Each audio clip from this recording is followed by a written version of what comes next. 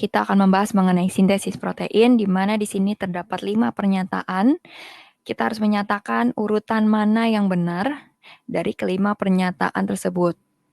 Ya, jadi sintesis protein ini meliputi 2 tahap, yaitu tahap transkripsi dan translasi. Di mana transkripsi ini adalah sintesis RNA yang dibawa oleh arahan DNA. Jadi proses sintesis RNA diatur oleh DNA. Diawali, inti sel ini memerintahkan sintesis protein. Jadi DNA ini akan menjadi cetakan kode genetik yang akan menghasilkan informasi genetik.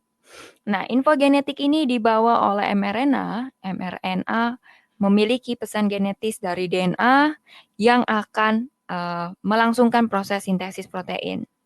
Nah, info genetik ini dibawa oleh mRNA yang akan keluar dari nukleus menuju ribosom.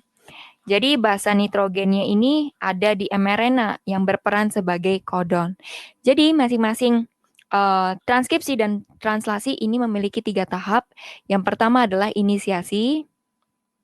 Inisiasi ini adalah diawali RNA polimerase berikatan dengan promoter. Ya, promoter ini adalah mulainya sintesis DNA oleh mRNA. Jadi rantai DNA-nya ini terbuka dan akhirnya si polimerase akan melakukan inisiasi RNA di titik mulai cetakan. Itu adalah proses inisiasi yang mengawalinya terjadi transkripsi. Lalu yang kedua adalah pemanjangan. Pemanjangan ini adalah polimerase bergerak membuka DNA. Jadi memperpanjang transkrip atau salinannya dimulai dari ujung 5 aksen dan 3 aksen. Nah, yang ketiga adalah terminasi. Terminasi ini adanya stop codon pada rantai DNA sehingga menyebabkan proses elongasi jadi berhenti. Akibatnya, transkrip RNA dilepas dan polimerase lepas dari DNA. Lalu, tahapan kedua ada proses translasi. Translasi ini adalah penerjemahan mRNA atau RNA-D menjadi protein. Jadi diawali dari tahap inisiasi. Tahap inisiasi ini terjadi di subunit ribosom kecil, yang mana mRNA ini akan mengenali start codon pada mRNA yaitu AUG. Akibatnya proses inisiasi berlangsung dan subunit ribosom besar jadi bergabung.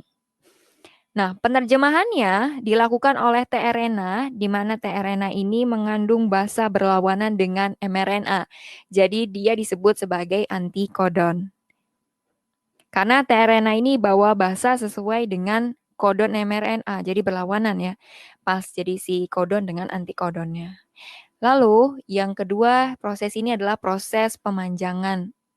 Jadi proses pemanjangan ini tRNA membaca kodon dari mRNA, lalu terbentuklah polipeptida. Setelah diterjemahkan, jadilah ikatan polipeptida tersebut sampai dia bertemu stop codon yaitu UAA dan UAG serta UGA, maka proses tersebut akan terhenti dan masuk ke tahap terminasi. Nah, setelah bertemu codon stop, maka akan mengeluarkan faktor perilis. Faktor perilis ini maksudnya pelepasan. Setelah itu elongasi akan berhenti, sehingga menyebabkan polipeptida terlepas dari ribosom. Nah, itu adalah gambaran singkat mengenai proses sintesis protein, transkripsi, dan translasi. Jadi, tahapannya adalah sesuai dengan pernyataan di atas adalah rRNA ini yang berperan dalam proses sintesis protein dibentuk dalam DNA inti.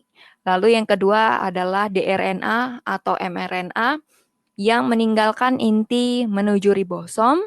Lalu tRNA dia mengangkut asam amino yang dibutuhkan sesuai kode genetik dan bergabung dengan mRNA. Lalu asam amino ini berjajar sesuai dengan urutan kode genetik sehingga terjadi protein yang dikendaki. Jadi urutannya adalah nomor 3, 1, 2, 4, dan 5.